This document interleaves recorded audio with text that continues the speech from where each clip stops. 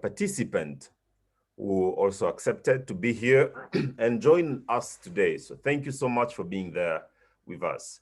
So before we start, I wanted to put this meeting into the context. Last time we had a discussion where we spoke about, the crisis in Mali. What went wrong in Mali? What are the issues, that we have in Mali? But today we'll speak much more. We talk much more about the way forward, and we'll talk about peace, but also we'll hear about the regional context of where we stopped last time. We had a chance to have last time the Prime Minister of Mali, the former Prime Minister Moussa Mara, who actually has been able to give us an overview of this current situation. And one of the things he mentioned, if I can quote, people have, some of the quotes we took from what he said about Mali last time was like, people in Mali have more of an insurgency attitude than a terrorist attitude.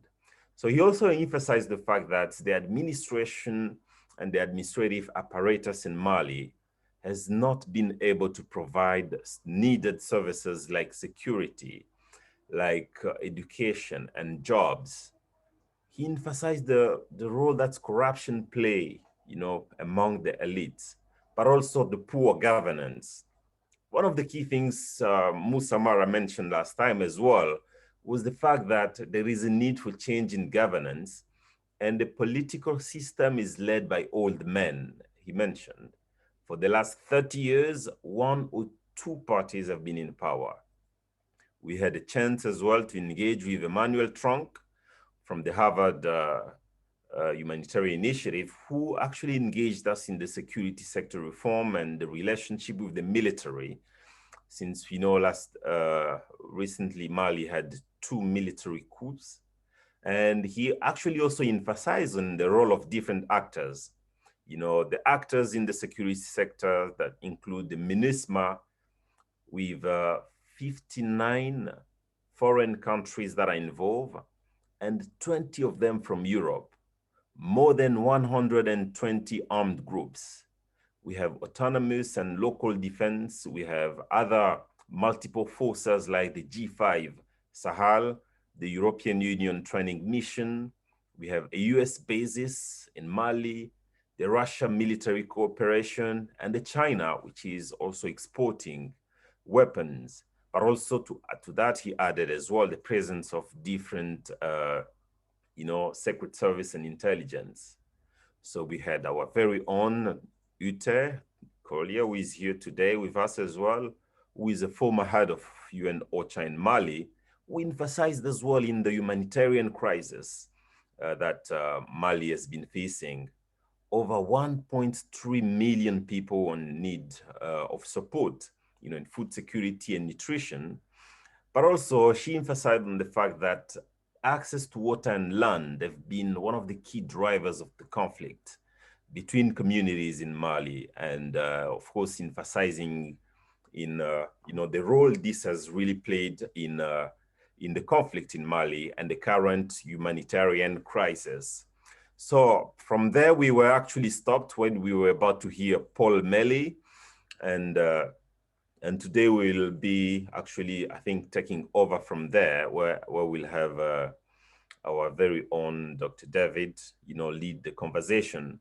But before going there, thanking all of you, I want to acknowledge that we had,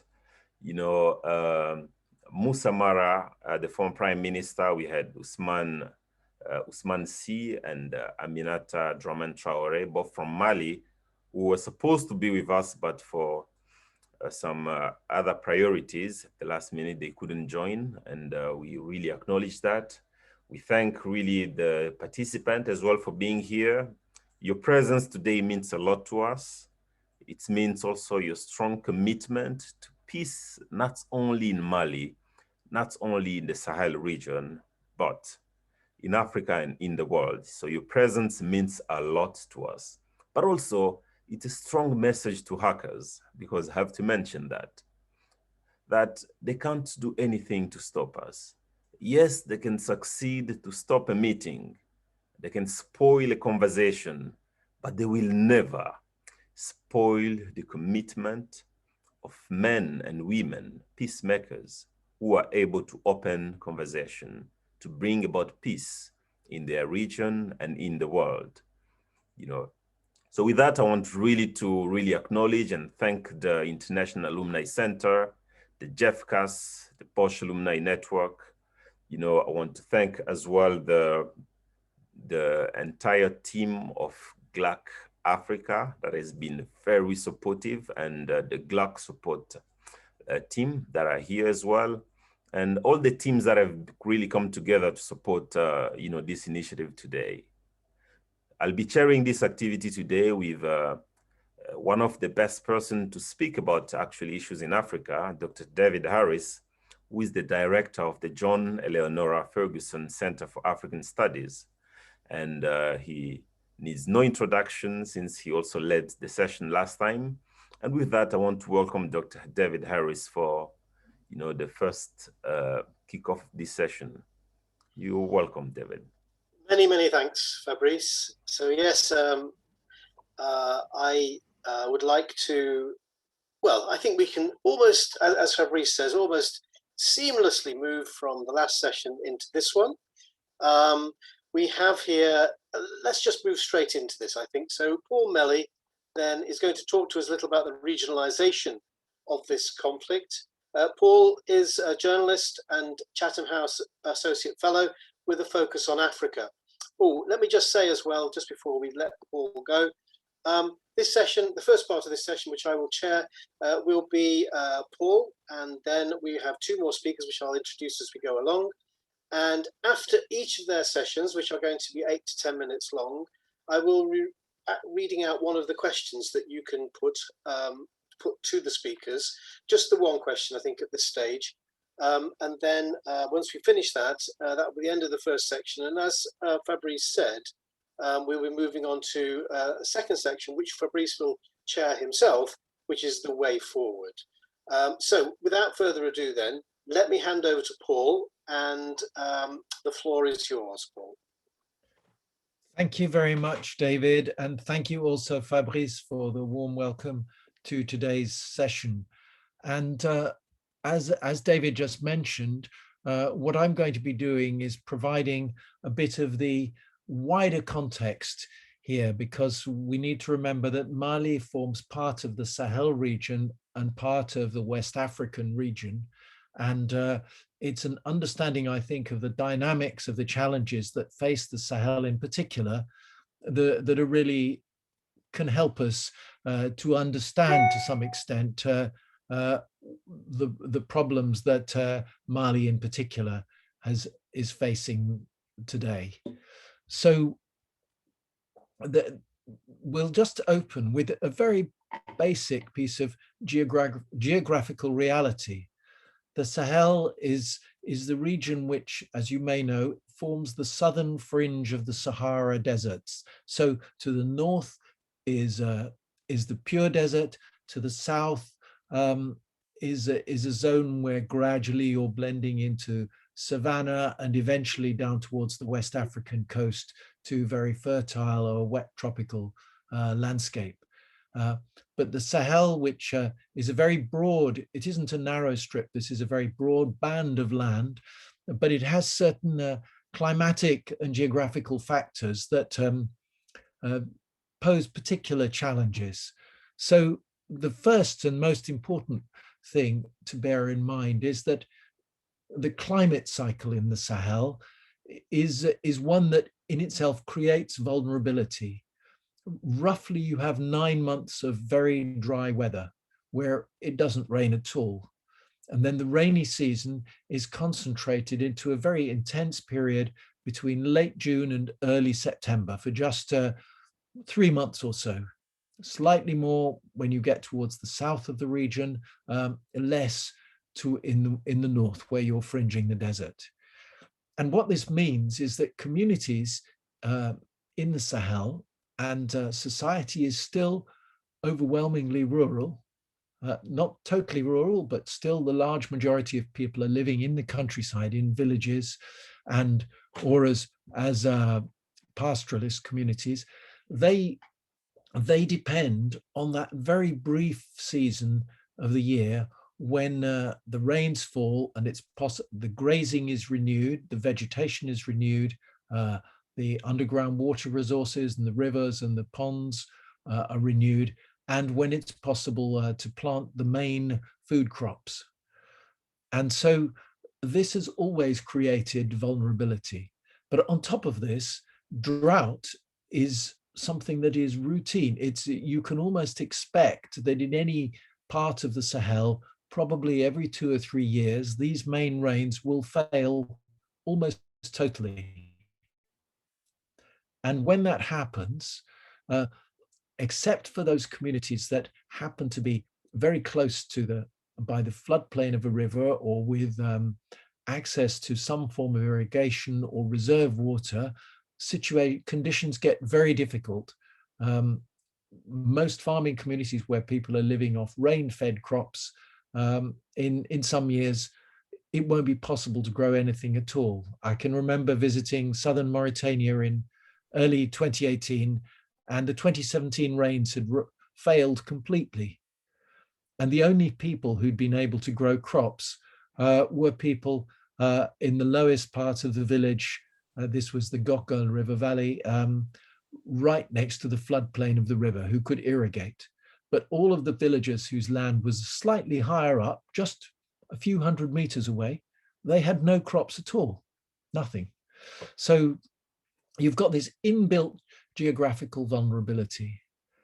The Sahel is also, it's obvious, but it's a real economic reality. It's also landlocked.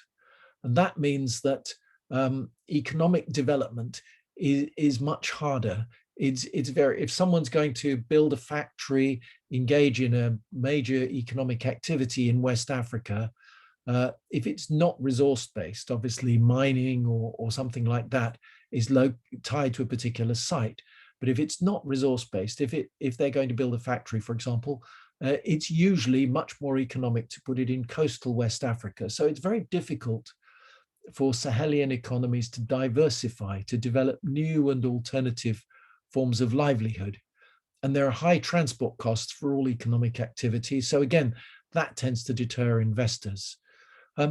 So historically, the Sahel was very, very important in West Africa's past history. You had important empires, the Bonu Empire, the Malian Empire, the Kanem Empire, the Kanuri Empire.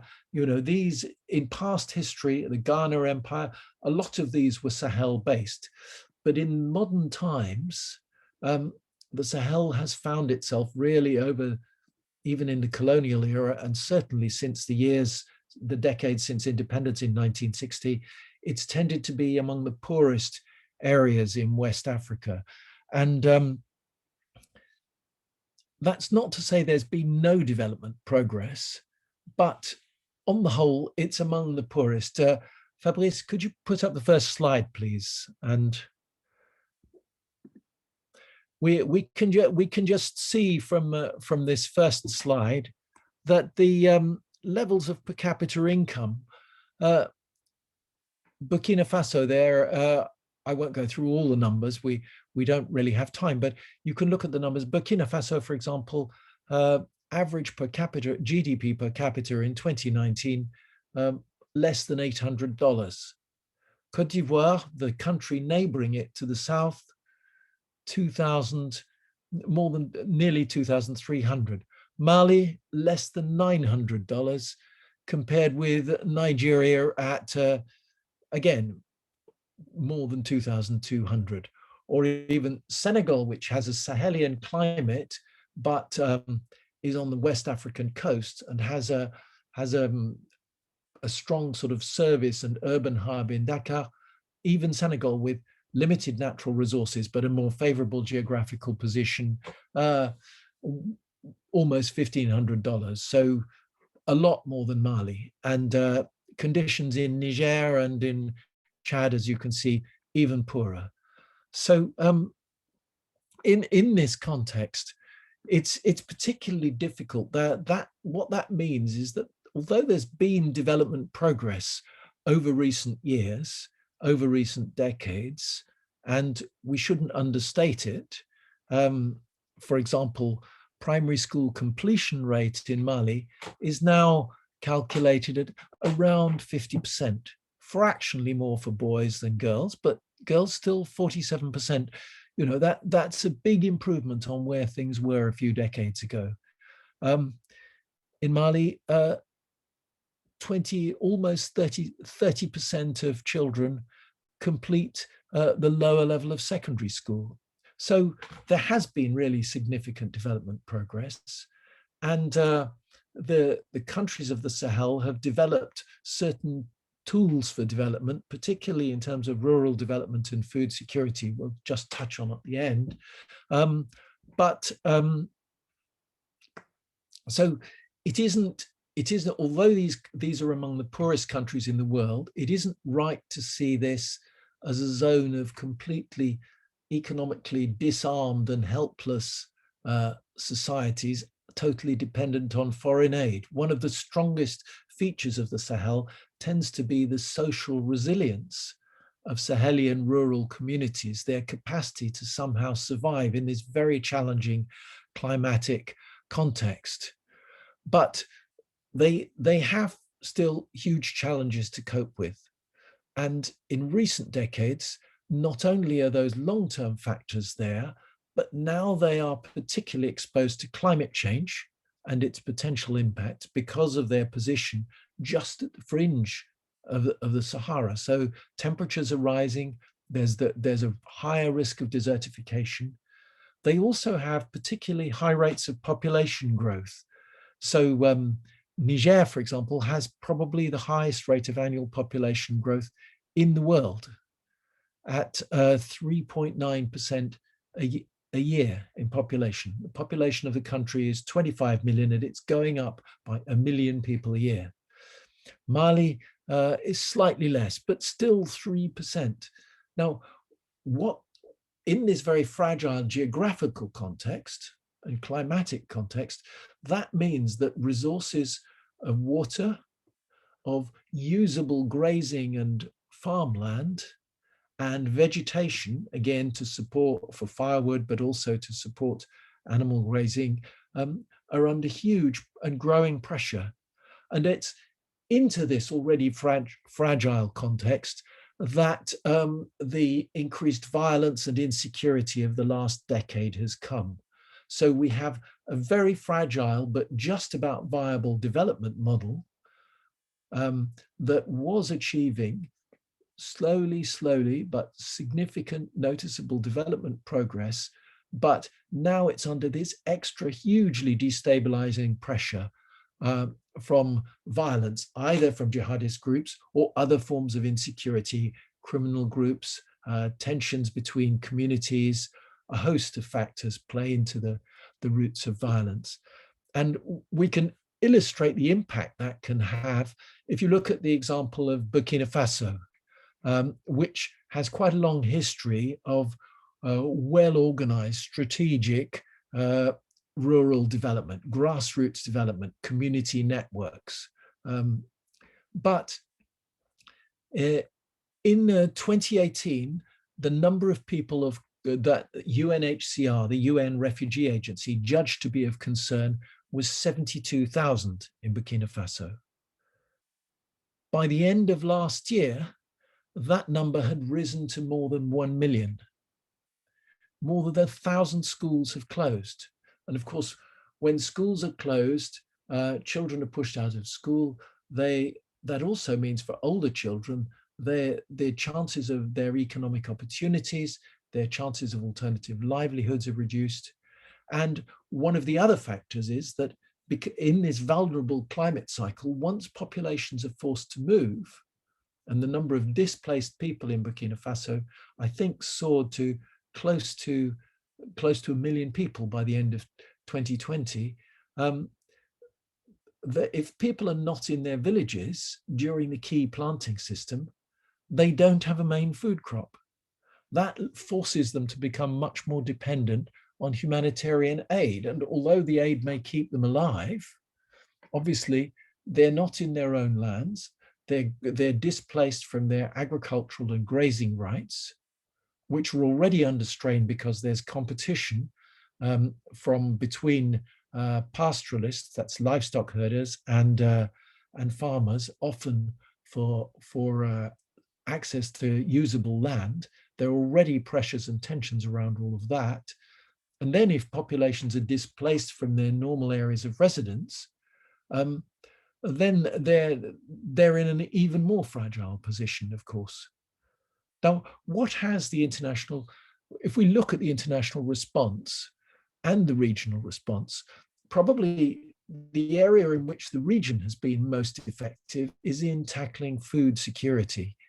So in the 1970s and 1980s, the Sahel suffered a number of utterly devastating droughts. Now, drought is part of the Sahelian climate, not just the annual dry season, but years when rains fail.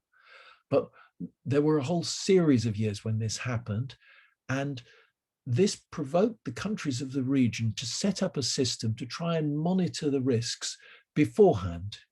You can't change the climate, but you can identify signs of danger when things are going wrong.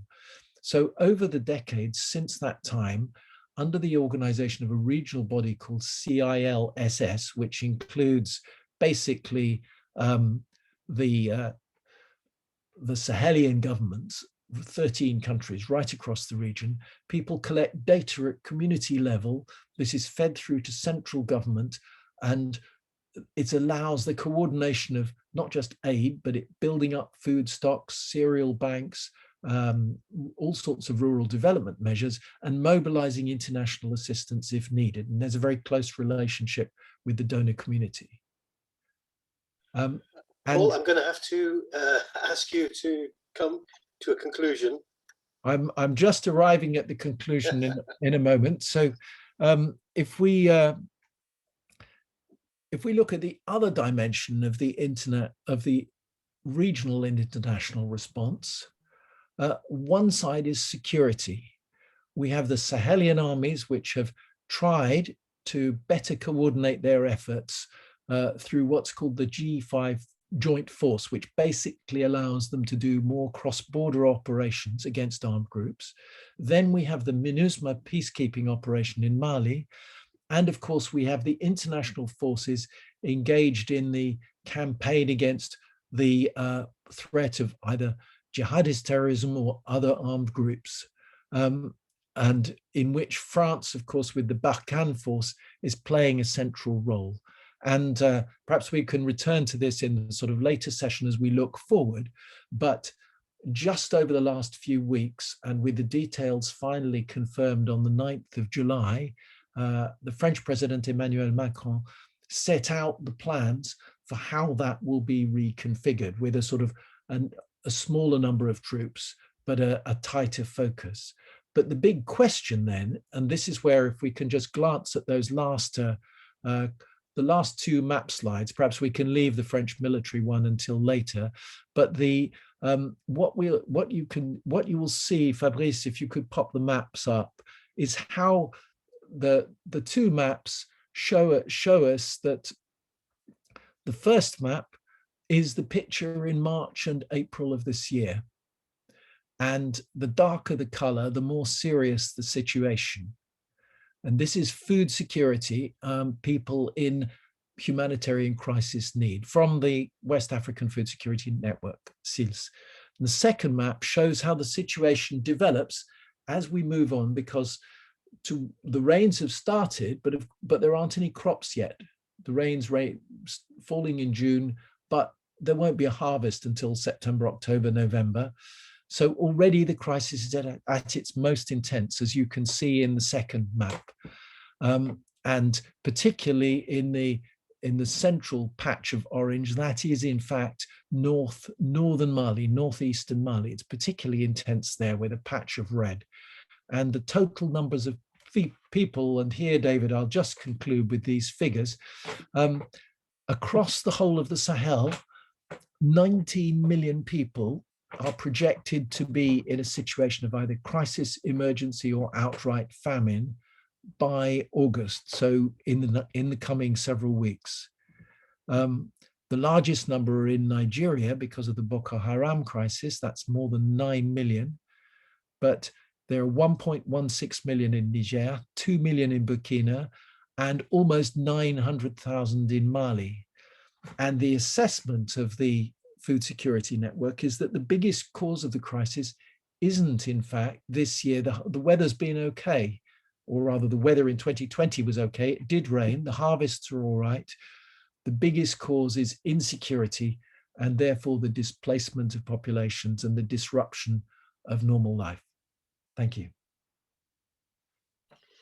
Many thanks, Paul. That's excellent. I've just got a comment for you from Uta, who says that I have my doubts regarding the numbers quoted for education, as many schools have been closed for months and years. She says, I wonder where the educational figures are coming from. I don't know if you want to comment on that before we carry on.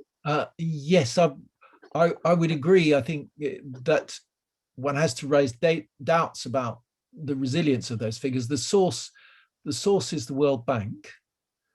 So they're based on World Bank data from sort of major development agencies, but anecdotally on the ground, when you talk to people in Sahelian countries, they often complain that the school system, even where it exists, the standards are not good enough. And for example, I can think of friends in Mali who, despite being in a very low income group, scrabble to send their children to a private school because the state education provision isn't adequate. So the time period for the figures, it's quoted as basically sort of 2017, 2019, but I think it is fair to have doubts about the solidity of the education figures. Thanks, Paul. For those who put in other questions, we will return later. I would like to move to our second speaker today, who is Hamadou Tidjane Sy. He works in citizenship and the media in West Africa. He is the founder of the news site West Af News and has worked with Agence France Presse and the BBC. So if I can bring you on, Tidjane. Once again, I will disappear, then I'll reappear around the 8 or 9 minute mark, so that you know that you need to be coming to some sort of conclusion. Tidjane, do we have you here? We do. Here. Excellent. Okay, I'll simply hand over to you, and as I say, I'll disappear, and then in 8 or 9 minutes' time, I'll reappear, and that'll be your cue to bring things to some sort of conclusion. Thank you. Thank you. And thanks, Fabrice, for this initiative. I'm just, it's really inspiring to have such talks going on. Well, I did not have a presentation per se. I was just invited to come to a panel discussion and to speak from my perspective as a media professional and to talk about Mali. But if I'm allowed to, I've seen somebody questioning some of the numbers. I would also want to question some of the data. Not the data themselves, but the way they're correlated to the situation in the Sahel region. First of all, because I think for the current geopolitics of the continent, and because of the crisis happening in the Sahel, people have reduced the Sahel to Mali, Burkina Faso, and Niger, somehow. It has become the Sahel. This is not the Sahel. The Sahel is far wider. It goes from Cape Verde to Somalia or Djibouti. I think these are things also we need to have in mind when talking about the Sahel. So the correlation which is made between the level of development of some countries in the Sahel and the fact they're from the Sahel, and particularly the drought situation, I think is to be questioned. If we consider countries that face geographical or climate hazards, I don't think the Sahel is an exception. You have many countries facing climatic situations which have not put their citizens into a situation of vulnerability. So we might see where we look at the situation, and probably one of the problems in Africa is that, the narrative. Because and then I can come in as a journalist and speak from my own perspective as a journalist. If we miss the narrative, we miss the identification of the problems, and we miss, therefore, the solutions. If you don't identify the problem properly, you cannot find a solution. And I think when we're talking about the situation in Mali, let us remember that this was dubbed one of the democratic successes in West Africa. Just a few years ago, the country was praised as a democratic success, just a few years ago. How did we go from this situation where a country is praised internationally to a situation of chaos? I think these are the situations we need to ask. I'm not the expert to answer those questions, but I think it can help improve the narrative, trying to find answers to those questions rather than giving us the raw data of the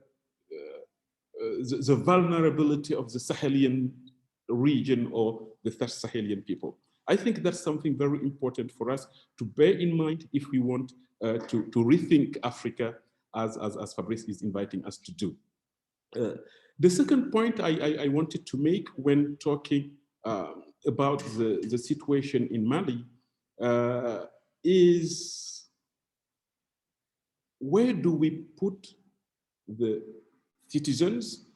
Where do we put the majority of the people? I think this is one of the main problems we have in not only in the Sahel region, but in several African countries. We have countries which are sort of hijacked by a small elite.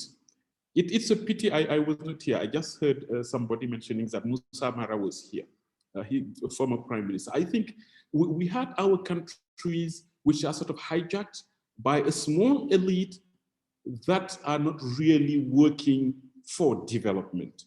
And unfortunately, at times, supported by international organizations such as the UN. I hear, it looks like there's somebody who's from the UN here, or who was from the UN, I don't know. So we are not having the solutions internally. Let me make one statement that might be cynical, but I just want to provoke conversations, real conversations. I always say, how did we get from a Europe at war to a Europe working to its unity? How do we get there? How did we get there? From a Europe that was constantly at war to a Europe that is working at its unity, saying, okay, we need to be together, we need to dialogue. I think because it was an internal process of learning after certain things happened.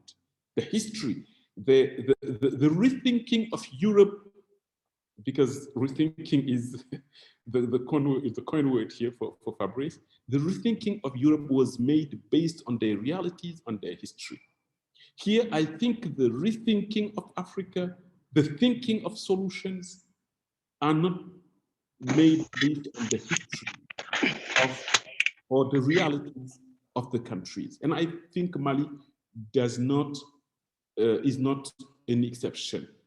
If we look at the current geopolitical battle between France, Russia, China, etc. And if we look at, I'm not among those saying everything is the fault of France or of the Europeans or of the Western world. But what I am saying is, if we want to have solutions, be it to Mali or to any other African country, we need to have a strong citizenship, countries where citizens hold their leadership to account. And that's really where we're failing. That's one thing. And the other thing is we need to change the narrative. The narrative should come from inside, probably nourish whatever solution is coming from abroad and help it, but it cannot be a solution that is nourished by a narrative that is made abroad and trying to implement solutions within the continent. I think that's one of the major problems we have. The other little issues, but I think when you say those, it might just sound as repeating things. Governance issues. I think the problems we have in Africa is mainly a governance problem, a leadership problem. And when I say governance and leadership, what I mean is the African leaders are not really held to account. The citizenship is not strong enough to ask for accountability. And even the citizens have been, I think, mentally put into a situation where they're expecting solutions to come and they do not want to be part of the solutions. While you cannot have a country with millions of people and you want the solution to come from 2 or 3 people, there's nothing like that. I think the countries which work is the country where you have a strong citizenship, because the current crisis is nothing but a crisis that has come from corruption. It has nothing to do with geography. It has nothing to do with climate. It's nothing to do with vulnerability of anything. It is corruption. And if you want corruption to end, we need more enlightened citizens, more engaged citizens, more committed citizens. But what if the citizens themselves sort of approve such a situation? I think this is what we have in Africa, where we have the masses at some point not really playing their role, just waiting for solutions, or saying it's the president, it's the prime minister, but what are the citizens doing? I think what Fabrice is doing should have been an initiative from Malians. I think we needed to have more talks like this inside Mali, being undertaken by Malians with Malian stakeholders, and then whoever wants to join can join, but the narrative, and that's really my take on this, and that's what I'm working on a daily basis, is we need to work on the narrative to help Africans identify the root cause of their problems and not repeat old cliches about African problems, African vulnerability. We have seen aid, it has helped solve no problem at all in the continent. We have seen the UN in DR Congo, in Mali, in Cote d'Ivoire, it has not helped solve any single problem. So I think these are the issues. It's even the problem of how do we think of African issues if we want to bring about solutions to Africa. And sorry for the English, that made me miss a few words that I wanted to have in my intro. Thank you, guys. Many thanks, many thanks, Tidjane.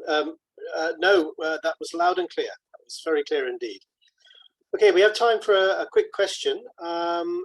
This comes from Tabello Molisana, and he says, oh no, I've got the wrong one here, I apologize. Give me 1 second, I shall find it. To be honest, that's the question penned to most African countries. From a South African perspective, we cannot always rely on the resilience of people, and especially from a grassroots level. It creates a mentality whereby the root causes are not dealt with. Would you like to comment on that, Tidjane? In other words, it's relying on resilience of people at the bottom level is perhaps not, is too much.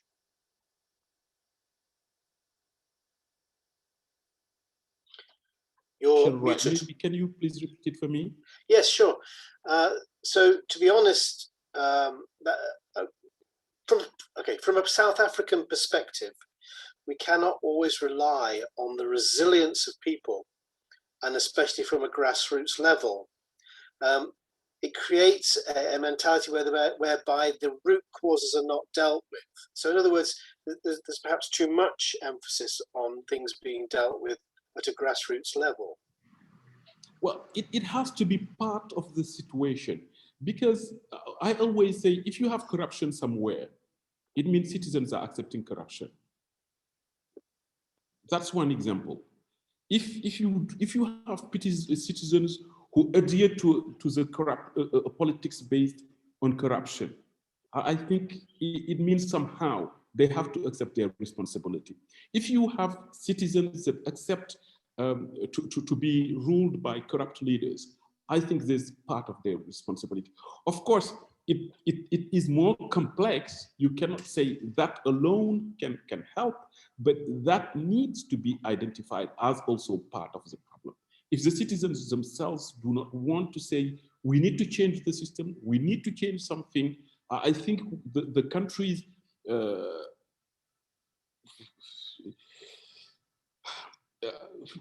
if somebody wants to be cynical, you might say, if a country is at war, let it be at war. And people might come to an end where somebody is victorious.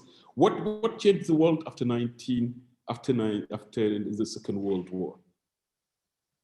Some countries were defeated and a new world order was put in place. At times, you can go as far as that. I think there's not enough consciousness, not enough awareness of the important role citizens can play, because they have been put in a situation where they're far too dependent on the leadership.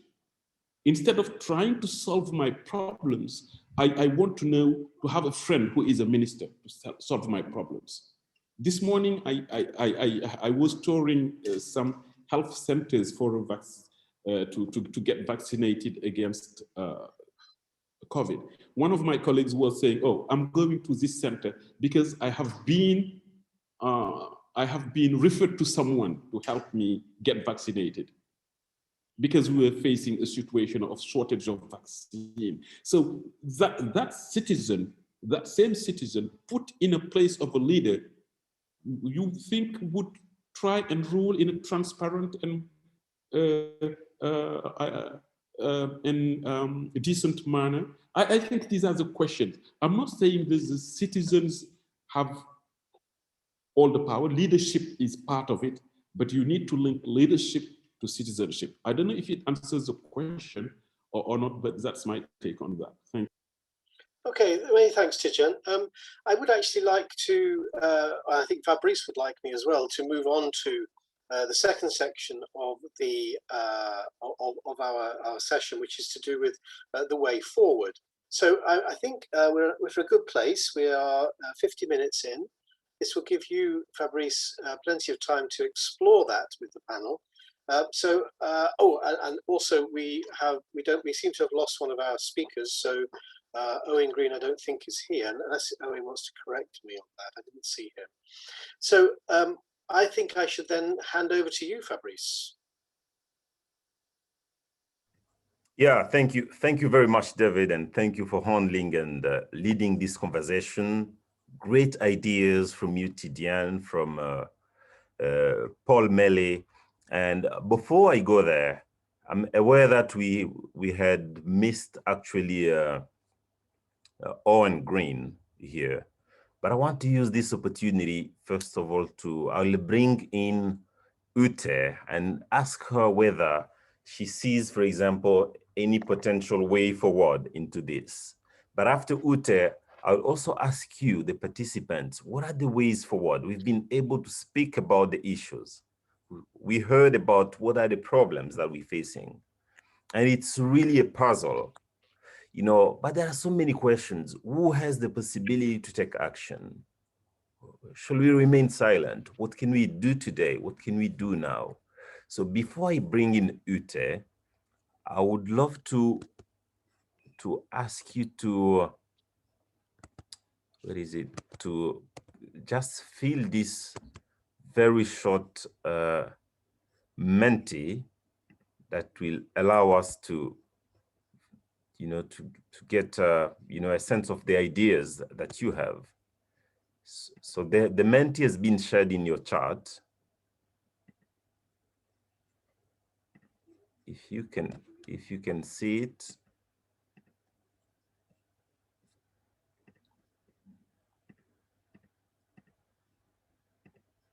Okay, so there is a Menti actually that we're having in the chat. So, and that Menti you can just click and it will lead you directly to okay, and then after the Menti, of course, we'll just welcome any thoughts that will come from Ute and you guys. So here is the question that we ask in the Menti. What are the ways forward for stability in Mali, in the Sahel, and in the region?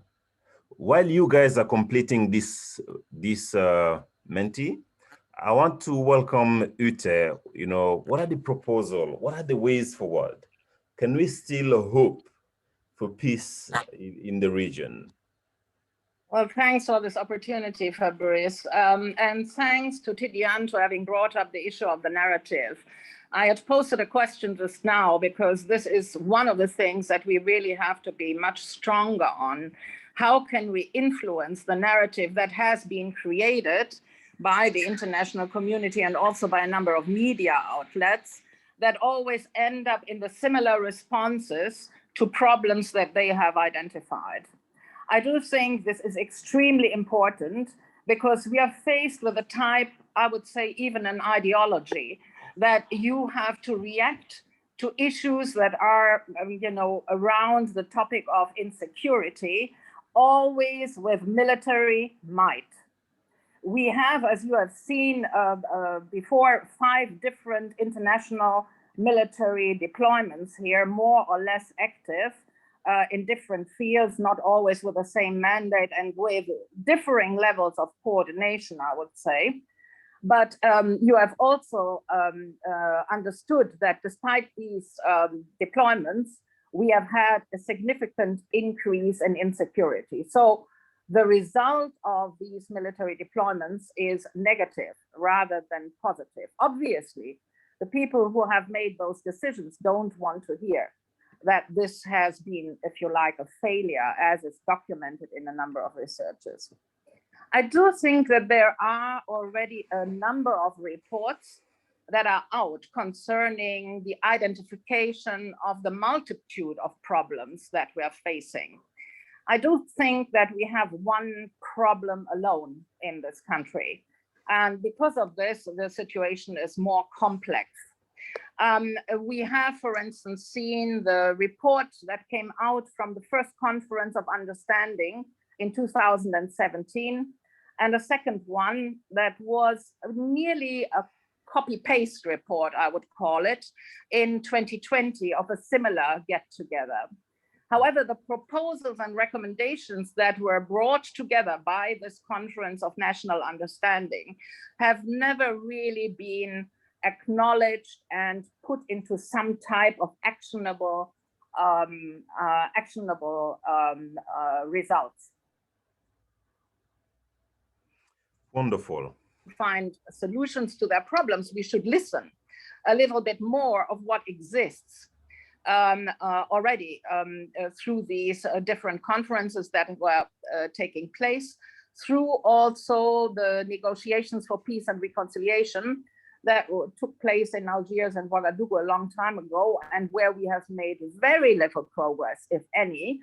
I'm not sure, and I'm no more a UN employee, so I am freer to speak about the critical topics around that. I'm not sure whether this peace accord is still holding, the promises it created in 2015, even if the majority of people already understood that this was not a very strong peace accord, given that, for instance, the participation of women was negligent, and that means half of the population was excluded from these negotiations. Okay. Now, if we look, you can wind out. If we look at the number of problems that some of us have already identified and that are identified in a number of other reports, like the course correction for the Sahel stabilization strategy of ICC, speaking with the bad guys, looking at the situation on the border Niger-Mali, and using military tools to actually improve political approaches. If we look at ISS reports that have been published about the setbacks for stability in Mali, navigating Mali's transition, and also the new humanitarian who has published a report on humanitarian cost of the anti-jihadist conflict. I think there's already quite a number of suggestions in these reports, and I will quote some of them. Yeah, maybe very quickly, so we go to the others.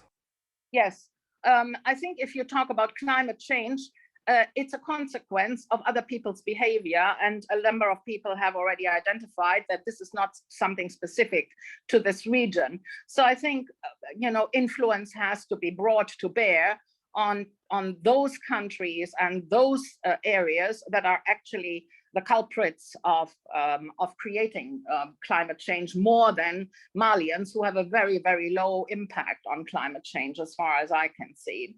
We have to sponsor more dialogue among and between Malian populations.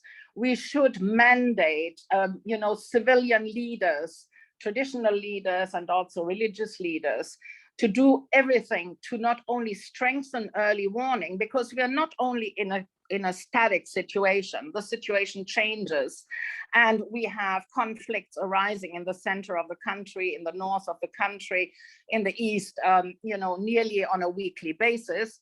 We have to strengthen early warning, and we have a national early warning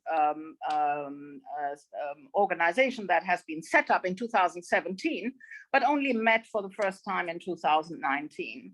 We have to look at bringing all the parties to the various conflicts that have various roots together to discuss and find ways to identify how to get out of that situation in that particular region in Mali, because we have different confrontations that are sometimes based on historical injustices, that are based on access to land and water. And so these types of problems have specific solutions that we could bring to bear. And then obviously we have to communicate much more.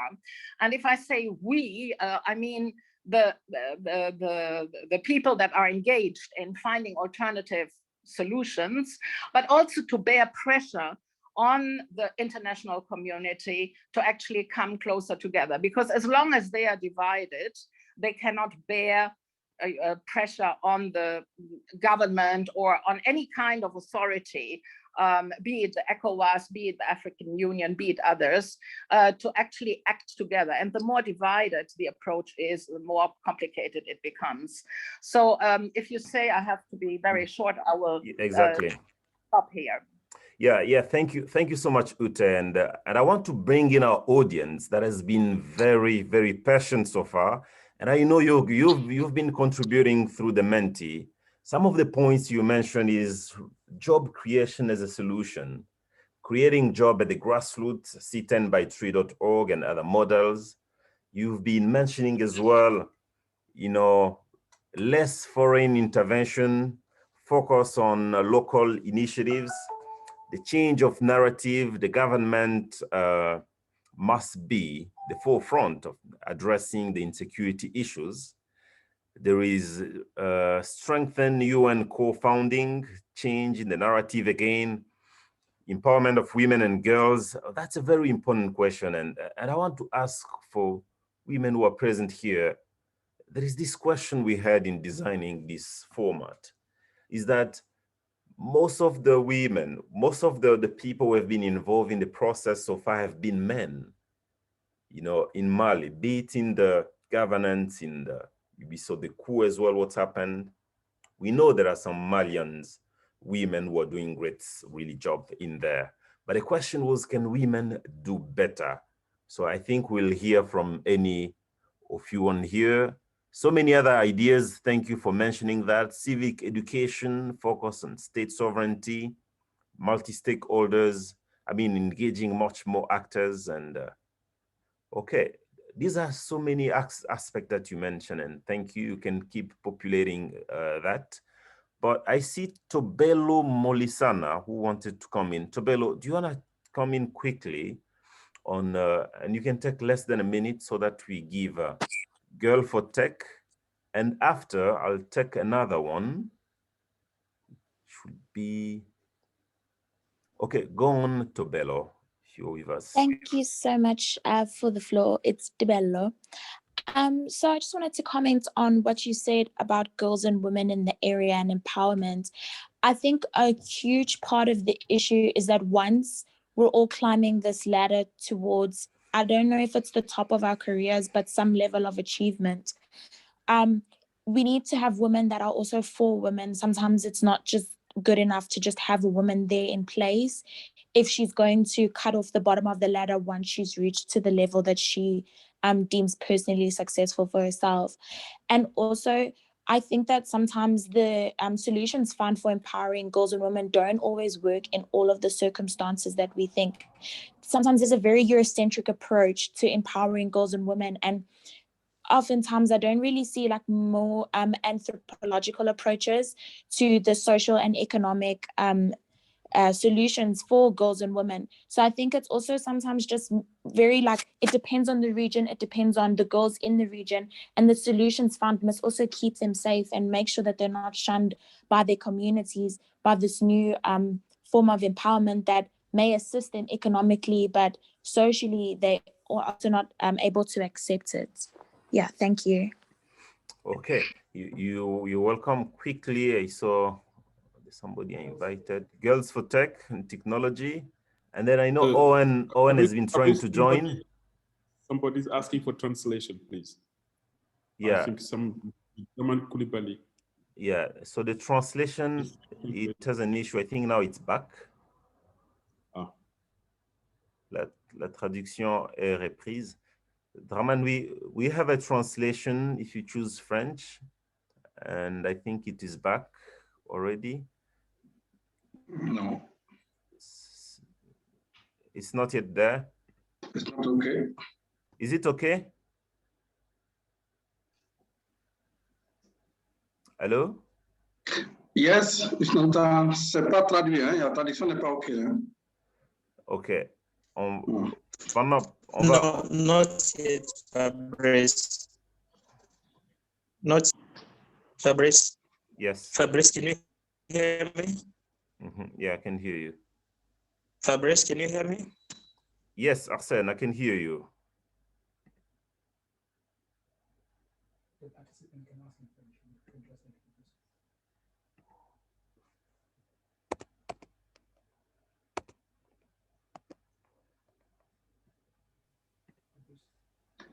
Je pense qu'on peut continuer. OK, on va essayer un peu de voir comment résoudre ça rapidement. We see how to solve this. Okay, thank you, Fabrice. And thank you for the organizers for this wonderful session. I would like to thank them. And one of the solutions I'm thinking is about the early warning system. We need to be very proactive in addressing crises in Africa. I think UJ said that so they set up an early warning system, but they meet only 1 year after, which is something that we need to avoid. And the early warning system goes back to the structure of the society. It goes back to the community.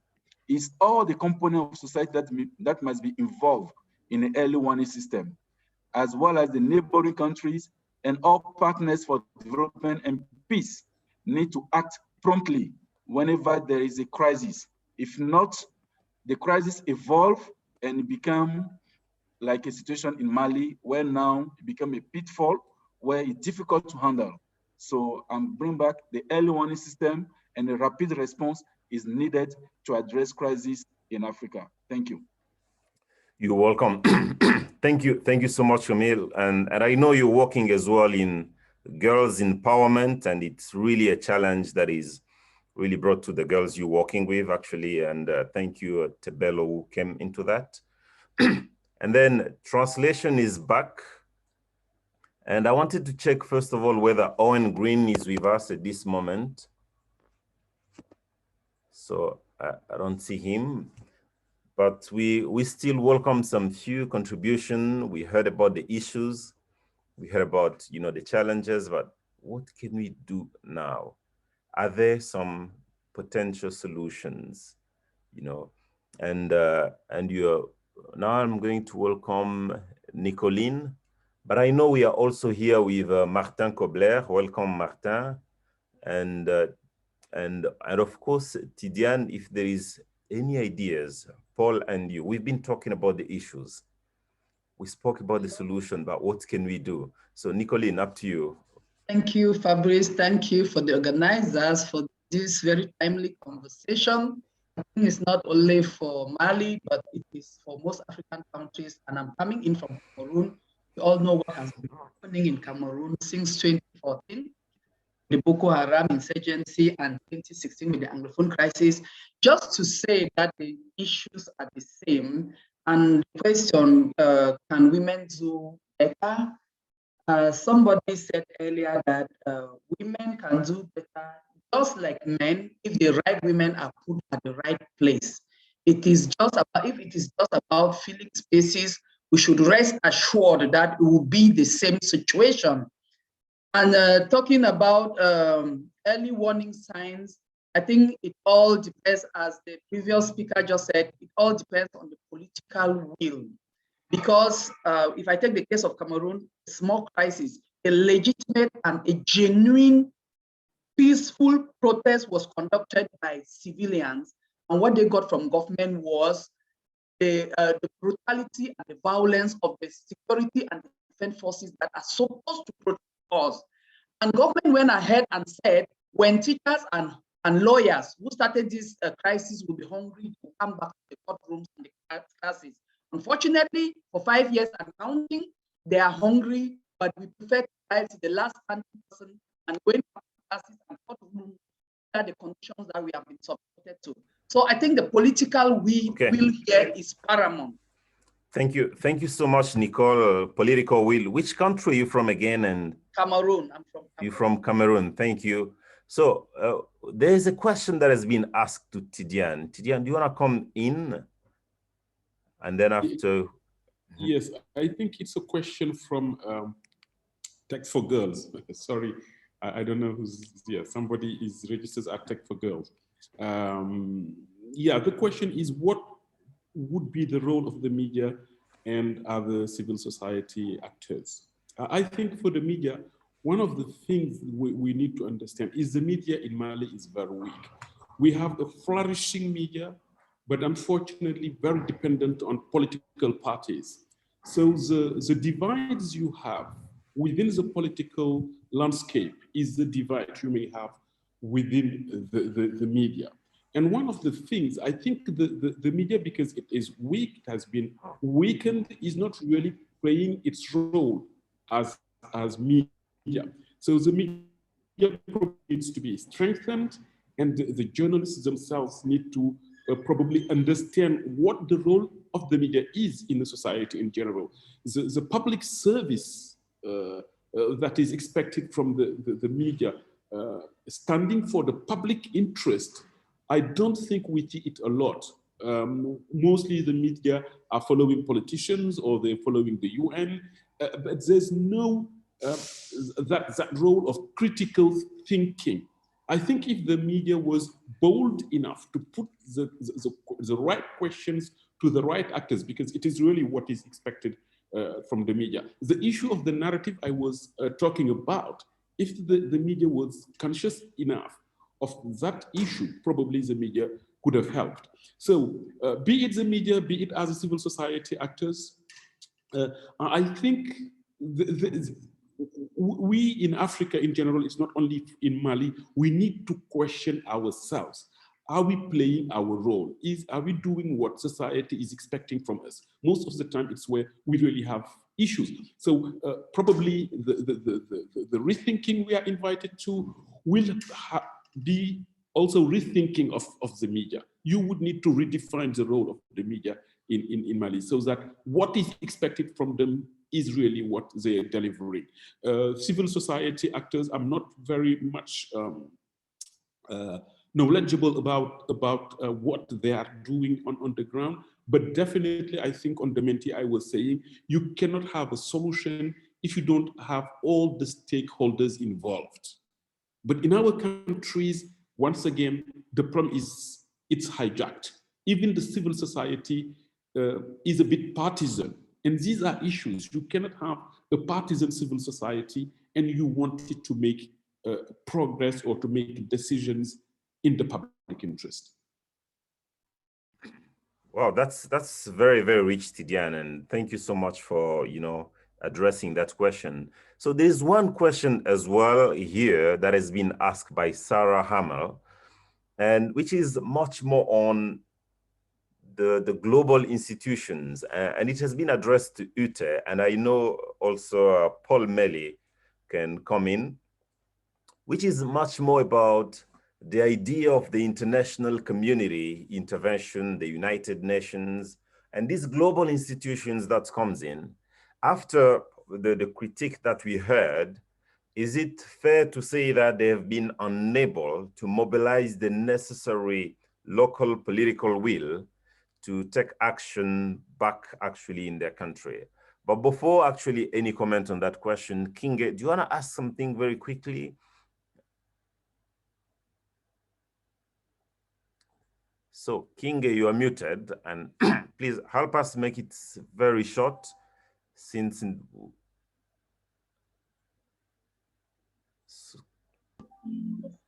Thank you very much. Can you get me now? Yeah, we can hear you. Can you make it brief, and all right, we'll be grateful. Thank you very much. I wish to congratulate the entire team. I have an issue here that has to do with the way forward with the issues in Africa. The main thing we are faced with is the fact that we lack we don't actually address the main problem. We don't actually look at the main issues on ground. I'm from Cameroon. I'm a teacher by profession, and I know what happened. The same thing in Cameroon is the same thing that is happening in Mali, and if care is not taken, it's going to be a greater problem from what is happening today.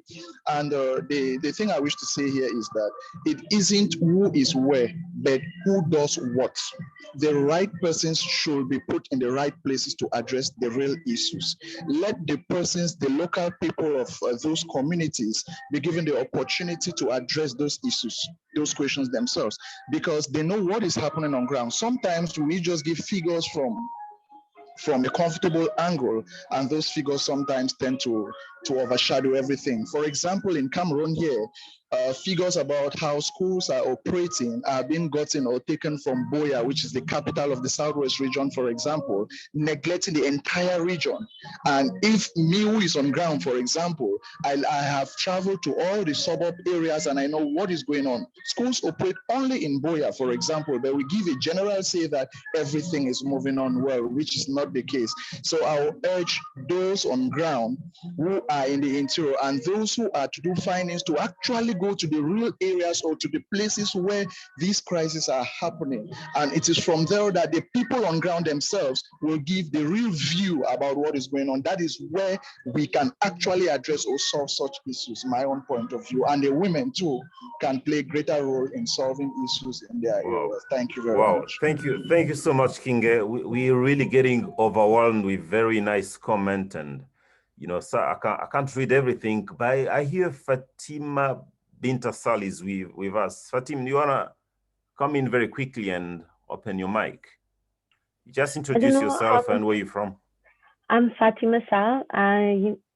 Where I'm from. I'm now in London, but my origin, I'm a Fulani from the Futa Toro and Futa Jalo. My parents are from those parts, but I was born in Lisbon.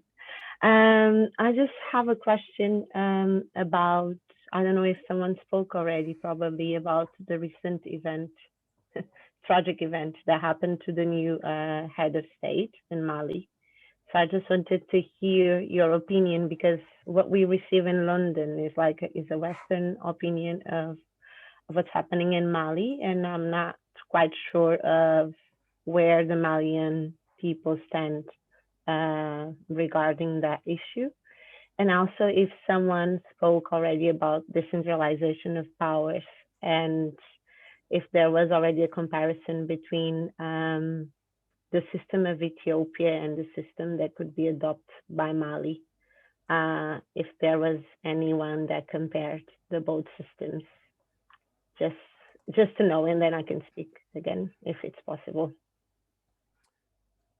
Okay, so those are two questions very quickly, and for those who the Fulani, it's kind of a tribe in the Sahel region, and you know, so and also for the event that's happened, for those who didn't know, there's been a risk of the attempt to kill the president, and I think that's the question that she's asking, whether anybody addressed that.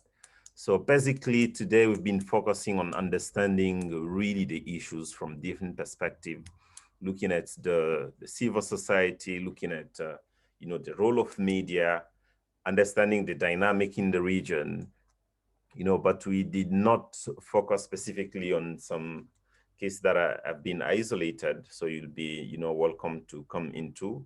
But before you ask your other question, you know, I recognized before Owen was supposed to join, but he's having some issues joining. He won't join us.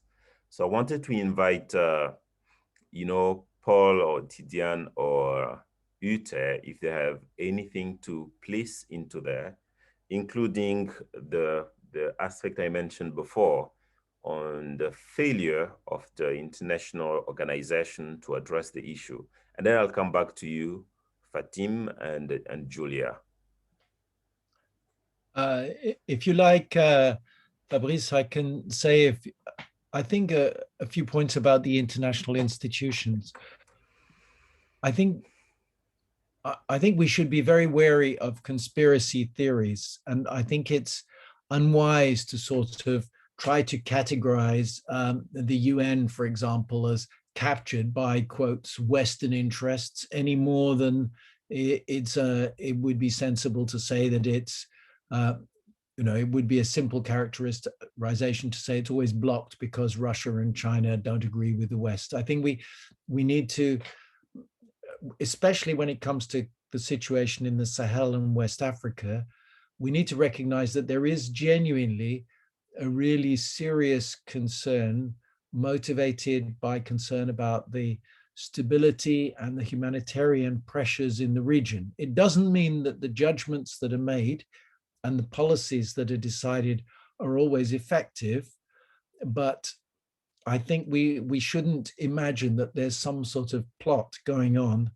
where people are trying to take control of the agenda. And I think it's more a question that tackling the hugely complex problems of the Sahel in the very difficult development context there is, and with the many factors that are influencing armed activity, is not really amenable to a very easy solution. You can see that in the case of the French intervention. After all, they were asked to intervene by the government of Mali, and in some respects they've achieved some military gains, but there are clearly many other things that have not worked so well, and now they're trying to recalibrate. But I don't think one can. I think these problems shouldn't be seen in ideological terms. I think that's okay. I think it's really important. Okay, very important, Paul Melly. Thank you so much. And I echo what you mentioned in the chat, Tidiane. That was really trying to give a context to the introduction of Fatima. But before going there, Martin Kobler is with us, and the question has been as well on the failure of the international institution, including the UN. So Martin, you've worked in the DR Congo as the special representative of the Secretary General of the UN. Would you agree with the narrative? And then I'll bring to you the same question, and it should be commented maybe after. There's been a narrative as well of African solutions to African problem. How do we reconcile the two? To you, Martin. Oh, thank you very much. First of all, congratulations to everybody for arranging this. I think there are plenty of firework of ideas, old and new. And I wanted to stay out of the discussion to give more chance to the participants. But you, Fabrice, mentioned now the role of the international community. And having worked in the DRC and having listened to what Paul said on the United Nations, I really have to address the question of African Union. The United Nations has the policy, in principle, leave the solution to the African problems to the regional organizations in Africa. Now, looking at the African Union, I think there is still a lot of room for improvement. Looking on their statements on Tigray, on Ethiopia, on other issues, there is a lack of activity, a lack of clear statements by the African Union. So don't try to move it to so much to the UN. There is a responsibility of the international community also. But if we follow the theory, of the ownership and let the regional organizations in Africa take primary responsibility for the problems in Africa, I think we cannot but address the African Union and the deficiencies of the African Union. And I think it's quite important that they take their responsibility. Now, they are in parts active. I was in Libya. African Union had their role. They always wanted to take things into their own hands, but at the end of the day, it didn't work out. Now, I very much follow the theory of ownership, and I'm very grateful to those who mentioned governance, who mentioned corruption. We from the outside, as United Nations, we cannot change it. We can put our fingers into the deficiencies. We can do statements. We can do peacekeeping operations or whatever. And some of you said this is doing more harm than good. I partly agree with that. It is the young people of Africa taking the fate into their own hands. Governance cannot be imposed. Governance has to be implemented, has to be promoted by the population of the countries. And coming to the regional organization, it's the African Union. I mean, the pressure of the population of Mali and other countries of Tigray on the African Union, youth organizations, NGOs, I do not see that much. To make those responsible in the African Union, to make them coming forward with clear statements, an African-based value system in a globalized world, and this has to be promoted, and this has to be done by the NGOs, by the populations of the African countries. Over to you, Fabrice. Thank you so much, Martin, and that was really brilliantly said. So there is Draman Koulibaly from the CESAO who mentioned something very important, and what you said has been agreed as well with TDNC, is that les communautés locales et les pouvoirs locaux ont souvent des réponses adaptées à la question sécuritaire. So, I mean, the local power structures and local communities have much more adapted solutions to the security issues. And I want to thank you for that, Draman, for contributing. But before going to whoever else, we heard international community, we heard the government. Okay, Tidiane agree with Martin. Okay, we heard about the government. You know, so many people, but we are here, we are speaking today. And my idea, what I would really, and what the team of the GLAC Africa, the Rethinking Africa, the JEFCAS, and all the teams that have come together to have this conversation, we would love to hear ideas in the direction of what can we do. We heard of people, of actors. Is there a role that we can play? We had this conversation now. How can we make sure that the time that we dedicated for this is not only a talk shop, you know? How can we go from ideas exchange to something tangible? Are you willing to speak to that? I will start by Juliana, and then I will go to Camille and Patrick. Would you want to speak to that directly? And then I will go to, you know, find out whether Uta has something to complete into that. Thank you very much, Fabrice, for the opportunity. Good morning, good evening, or good afternoon from wherever you are joining us from. Well, this is a very exciting opportunity for us to think through. Yes, thank you very much. I tried to join with my laptop, but I can see it closed. I cannot access, so I'm using my phone. Yeah, so this is Juliana from Kenya, and I'm sure those who have heard about Kenya know that we have different communities and tribal groups, that is over 40 community groups. And Kenya is prone to conflict, especially post-election violence after maybe the specific leaders don't win in their specific elections. Yeah, and it's something that is common compared to maybe the situation in Mali, although Kenya is a bit more stable post-election.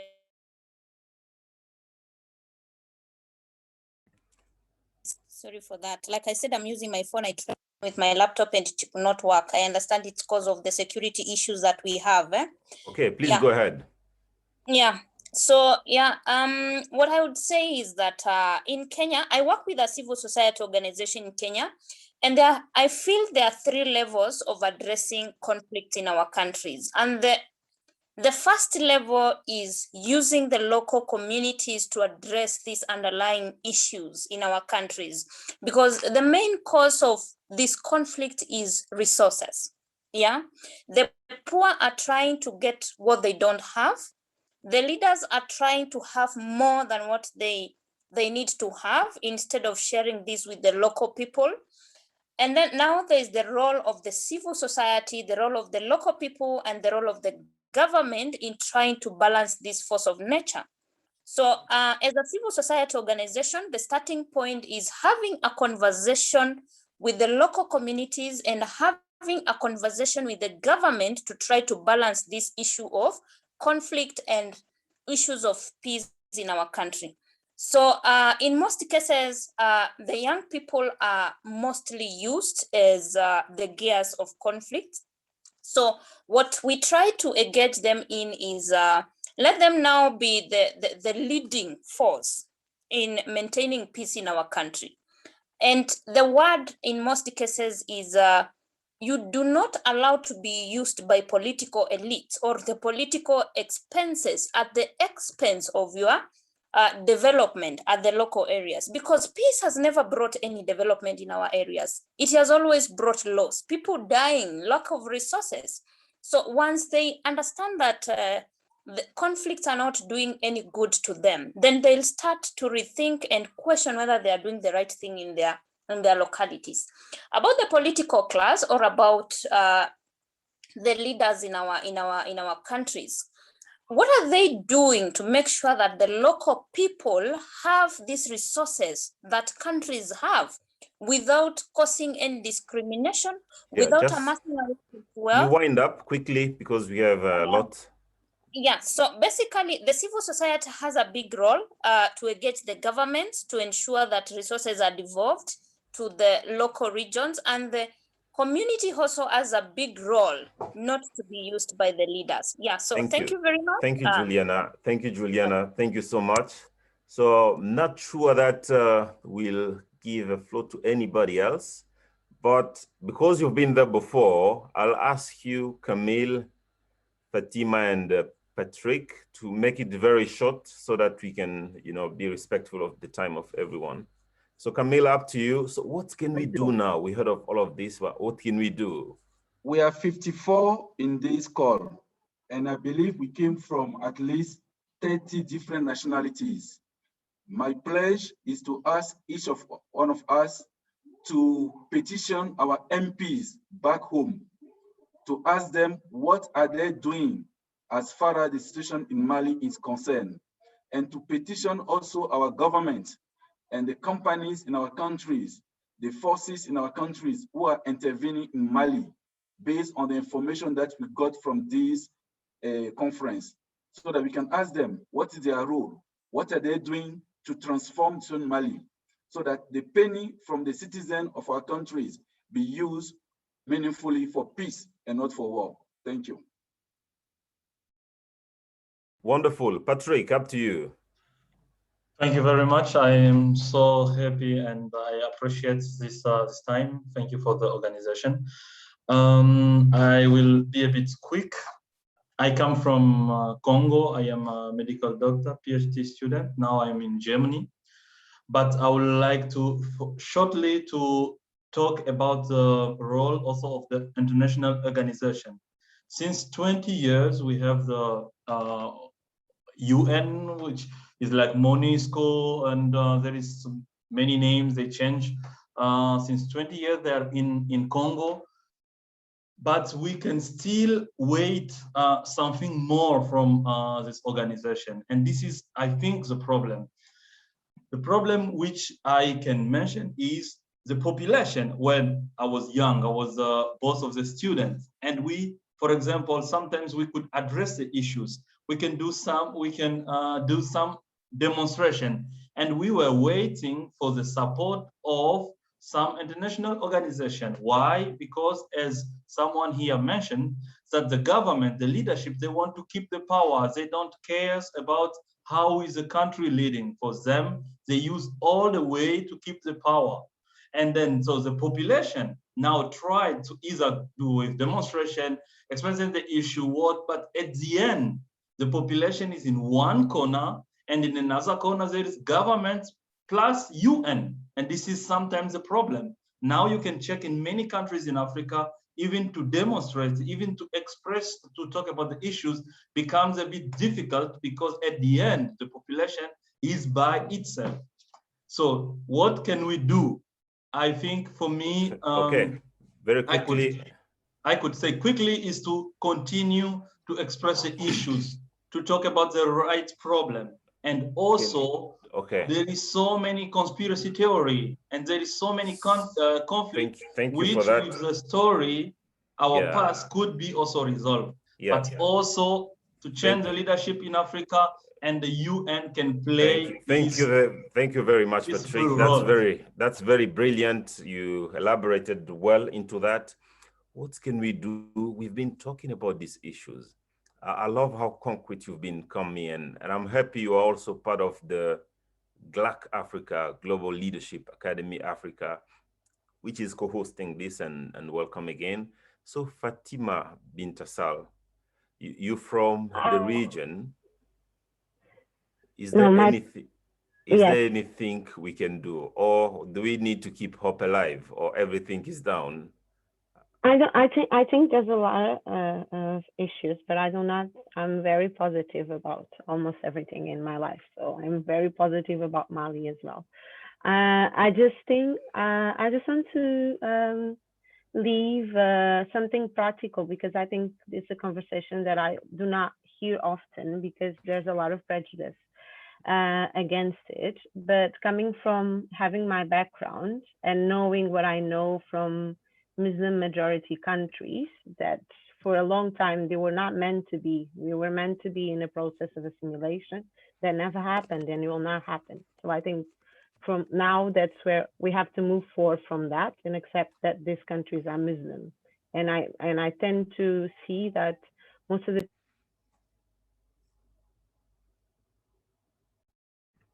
Fatim, you're muted. Sorry. So I've been speaking all of this time for myself. Can you hear me now? We can hear you. Okay. Yes, we do. What I want to say is that having the background that I have, I just want to launch something very practical that I believe that is not often spoken, and I do not hear a conversation about it. And what I see is like all of the conversations that I hear about Muslim majority countries comes from Islamophobe positions. And we all know that African countries since colonial times, Muslim tribes were not meant to be, they were supposed to be assimilated. So we have to be careful not be careful, but be wary about the institutions that we have in position and the people that are in these institutions making decisions, and be aware of that. There's no problem with that. It's just historical, and that's what we've And that's what we have. Moving forward from that, I believe that Mali is a country that is 5 times bigger than the UK. It's 2 times the size of Texas. The UK has 70 million inhabitants. Mali has less than 20 million. So what I have to say is Mali do not need a multi-party system. I find it too confusing. Plus the fact that it has at least more than 30 ethnic groups, and they speak 80 different languages if we account them correctly. So I believe that the Malian government has to sit down with the Nigerian government, with the Ethiopian government, and understand why they chose a federalist system. And the truth is, for sure there are issues in Ethiopia, for sure there are issues in Nigeria, but since the 90s, Nigeria and Ethiopia, they've never been more stable. And this is like, it's in most of studies. Yeah, so I wish if there are that's people... a very good point. That's a very good point you mentioned, Fatim, but I don't want to stop you, but to ask you, that's what the Mali can do and Nigeria can do. But we are meeting here as peacemakers, for example, who are sensitive about the issues around us. And who are like, let us have a conversation. We had a conversation today. We heard of the issues. We had some potential solutions. And the question is, do you think there is any other thing we can do? You and I and the 54 people here. And would you say something that's in one word, or we can also ignore and go back and we have to start talking about a federalist state for Mali. We need to start the conversation on federalism. Exactly. Okay. Thank you so much for that. And I heard as well conversation around the narrative, call for conversation as well around the local ownership. People mentioned as well the ideas of job creation. I heard much more as well about the protection of civilians, which is one of the speciality as well of United Against Inhumanity, you know, which is really doing some great job into that as well. But many more, of course.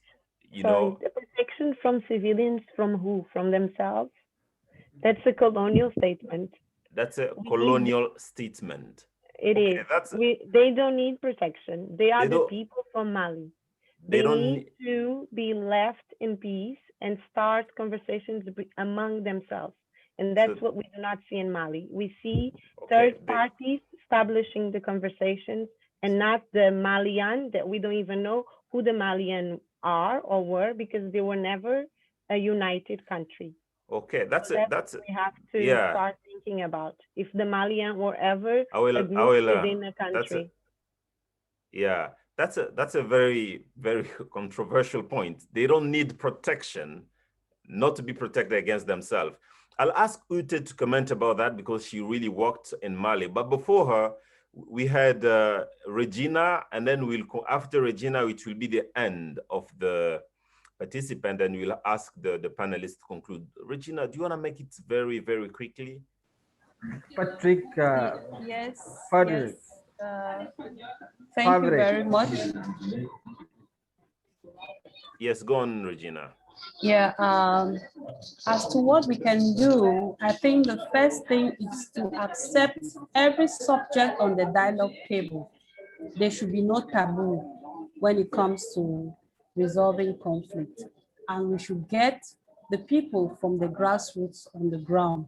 They should talk for themselves. We find ourselves in a situation where, Regina, I'm from Cameroon. We find ourselves in a situation where even our parliamentarians do no longer represent us. They go there for their personal interest, and it becomes very difficult for us. They don't take our views to the authorities that be. So I think we should get, like I said in the comment box, we should use the bottom-up approach. Get the common man talk for themselves. And more so, we should include women in all the process of decision making. Women should be involved in all the process. They should not be left aside. Why don't we give them a chance? Okay. We've been in a chauvinist world for a while, so let's try the women and see how far we can go. For you, we need to try to include women in the conversations, and thank you for this point, Regina. They are very valuable. We're happy you could join us today. And with this, I want to just welcome our panelists for just one last word after this. And I will start by Tidiane, and then Ute, Paul Melly, and then we'll be concluding by a word from David Harris. Tidiane, are you with us? I'm with you, Fabrice. Yeah. Tidiane, après les conversations, les débats, les différents points, qu'est-ce qu'on peut retenir? Y a-t-il espoir également? What kind of ways forward you can have? Just one last point as well for you as well. Yeah. I think the conversation is interesting. The question is difficult. What can we do? Individually, it is extremely difficult to solve a crisis like the crisis currently happening in Mali. So what we can do at this small group, I think starting the conversation is something very important. Now, once we go back, every one of us has their own responsibility depending on where they sit. I do believe in the power of words to change the world. Now, we need to also understand that you cannot make those systemic changes just happen in 2 days. We are not going to solve the problem in Mali tomorrow or next year, but we can hope. What can we do? Like for me, where I'm sitting as part of the media fraternity, what I think and what I'm trying to do every day is to make citizens aware of their responsibility, to call on the leadership to be more accountable, and to also take part in the change of narratives. I was teasing you at some point saying we should not call ourselves tribes and ethnic groups. These are the issues that from where I sit, it's where I start the thing. And then definitely changing the situation as complex as the situation in Mali, where a conflict has started. It's very easy to start a war, but it's very difficult to end it. So it's not going to be a change in one day, but each of us, where they are sitting, and based on what their role is or their responsibility or their profession, for me, I think that's where it starts. Making sure you are aware there's a crisis and you have a role, I think it's where it starts. Thank you. Well, thank you, Tidiane. Welcome, Paul Melly. Thank you, Fabrice. I think possibly there are three points to make. One is that we need to recognize the huge complexity of the crisis in Mali and the wider crisis in the Sahel. It's not amenable to some sort of simplistic solution. And we can see, for example, there's been some debate in the chat about the role of what could be done at local level and the local management of security crises. But we can also see, for example, in the center of Mali or in the east of the country on the border with Niger, the difficulties that occur when local armed groups emerge that become involved in the security, and you can get local conflicts. And it's just a reminder of the huge complexities of the challenge. But we are also at a moment of opportunity because the prime bilateral external military actor, France, has just been engaged in the process of trying to rethink what it should be doing in the country. And the G5, the network of the 5 large Sahel countries, and I certainly take on board Tidiane's point that the Sahel is a lot more even certainly than Burkina, Mali and Niger, or even the 5 countries of the G5, Mauritania and Chad as well. But the G5 is trying to now bring a greater focus on development into its agenda. So the question then is, can we find a way to create sufficient security conditions for development to work? And that may be a very difficult thing to do. It may be quite risky to try and push forward with development, to try and strengthen social opportunity and give people a greater stake, for example, in land or in work opportunities amidst the security crisis that's still going on. But it is a moment of opportunity. So I would say, just to conclude, we're at a point of huge risk, but there are some opportunities because people are currently in the mood to rethink. And although sometimes people in Africa can feel that the international community is overbearing in its influence, there is also a positive strength in that. There is a huge amount of international concern and interest in the Sahel and willingness to deploy resources to try and help the region's crisis.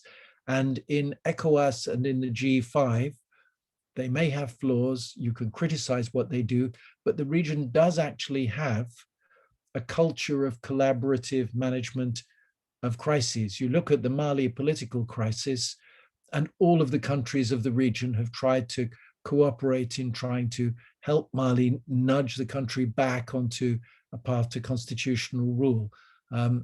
It's not being left alone, as we see some crises in other parts of the world where neighbors don't want to get involved. So the combination of that regional culture of crisis management and the sense of we are at a moment of opportunity in the regional international community is prepared to put money and resources and commitment, it is a chance to rethink, but we shouldn't doubt the complexities. Thank you, Paul. We should rethink, but take into account the complexity. You know, and I know Fatima as well mentioned that in terms of size, and Tidiane mentioned that as well in a way or another. Bearing in mind what we're talking about, the complexity of the issue, and you know, and thank you, Paul. Ute, are you with us?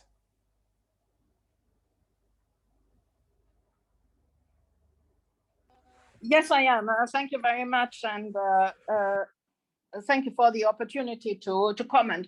I have maybe 2 points. You know, the longer I stay in Mali, the more I am aware of the complexities. People who start out here think, you know, you can change very quickly what is on our plate. However, you know, we have talked about it now for a very long time, and I think we've got a list of issues that need to be addressed. Just to the last intervener, I think it was Paul. You know, if you talk about security, I think we have to also look at human security and not define it only as a security provided by security forces. And not all of Mali is at the same level of crisis. So you can do significant development activities in a number of regions in Mali and communicate about it, you know, what is being done. Education is security, exactly, Fatima. Health is also security. You know, having light to be able to observe what happens in your town is also security. So I think there's a number of things that can be very practical. However, to move the politicians to move on these issues, that is the biggest problem. And I do think, you know, the pressure needs to be brought to bear on those that actually can make these decisions. And I do think that, you know, in that respect, I'm particularly engaged here, and I think we are all change agents in a way. I'm trying to train and discuss with the youth here so that they become more aware. Remember, 50% of the population, of the young population, is illiterate. That doesn't mean they have no say and they have no ideas, but they are not brought into the discussion. I think the training of journalists is a second thing that really needs focus, and the training of women, which is those are all things that I'm somehow involved in. But if we look at, you know, what you can do, because I think you as Bradford University, no, I'm talking about illiterate, even in their own language, Fatima. which means, they cannot read their own language. They can speak their own language, but they cannot read their own language. So I do think as Bradford University, you have an opportunity to use, maybe to influence politicians where you are, maybe to influence even at the EU level politicians in terms of some of the problems that we have described here. And I think on the continent, we have to do what Fermin has underlined, Ajahusu from Southern Sudan. All of us have members of parliament, all of us have representatives somewhere. We have to be active, we have to engage with the population. And to Fatima, the issue of a federal system in Mali is a complete taboo here. It's not never talked about, it has been talked about. I'm German, and you can imagine the German ambassador here has many times raised this issue. We're talking about decentralization, but even that does not work and does not move forward. So we also need pressure there, because once the population understands the government is there for them and does something positive for them, then they will be able to accept the return of government into the areas where it's currently completely absent. Thank you. With that, I want to thank you so much, Ute. Thank you for, summarizing so many points. And part of the point, the issue you raised, they come to address some of the questions as well that have been asked actually we have Mamadou from the Grandmothers Project, who also are doing some incredible job in Senegal, Change Through Culture, where, for example, the focus is really on girls' holistic development. And since you mentioned as well, the training of women, they have some really approach that really focus on taking girls, not only as girls, but taking them in the context of the system that influenced them, the family, the grandmothers, and so on. So thank you for raising that. You mentioned as well the training of journalism, on journalism, training of journalists, which is one of the key battles that TDNC has been doing, ensuring that we promote, citizenship, citizens that are much more informed, who knows, for example, what's happening in their community. And also there is the access to the right information. As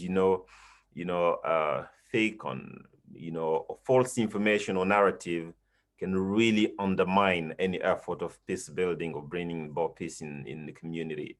And of course, you touched the issue of, security issues, which, as Paul Melly said, it's really something very complex, and we need to take into account this entire complexity.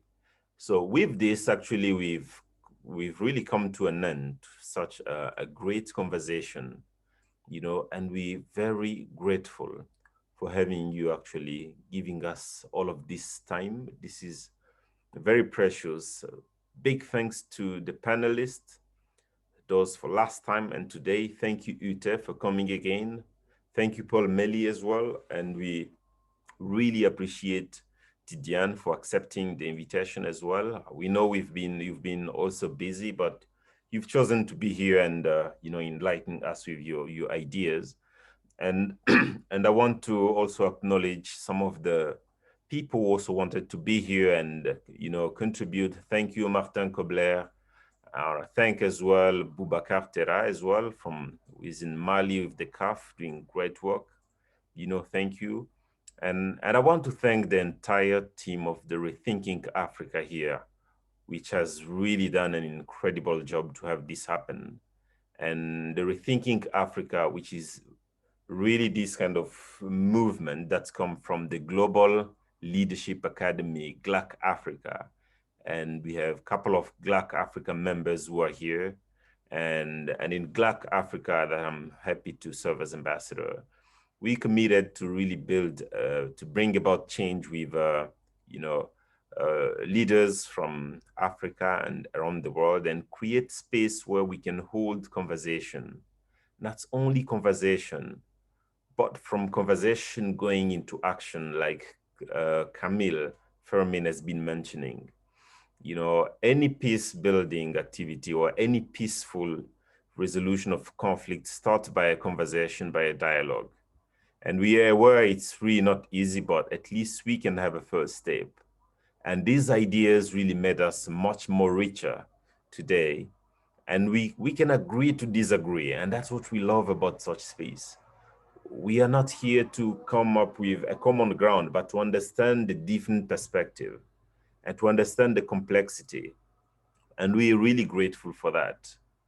And I want to thank as well here very quickly the support team we had with the incredible, Global Leadership Academy support that has been here with us, and the leadership of FIPCare, but also the great support we had from the Bosch Alumni Network as well into this, and to pass it on to the director of the JEFCAS, Dr. David Harris, who has really supported as well this idea from the beginning and has accepted to chair and oversee and ensure we have really this fruitful conversation. And I want to invite him for maybe a last word. Dr. David. Okay, Fabrice. What I would say is that all of the work that's gone into this is Fabrice, Terence, Juliet, and the team. We're just supporting actors, frankly. So I think there's no point in me trying to thank everybody else again, like Fabrice has just done. I agree with him. Thank you to all the participants and speakers and everybody who's taken part. But I think everybody would join me in congratulating Fabrice and thanking him and the team for all the hard work they've put in. Congratulations, Fabrice. Well done. Thank you so much, David. Thank you so much. So there's been really one question, I think, which has been a question, okay, this is a conversation that has been started. What's next? And then we'll come back to you all with the reports and the graphic recording. Thank you for the background support of Gloria, who is doing an incredible graphic recording. And this will be shared with you, and we'll welcome any other ideas that you might have after this, and how best we can channel this energy in the right direction for it to be such an energy of peace, and I want to thank again the team and thank everyone for attending. And with that, we want to thank you and have a great day.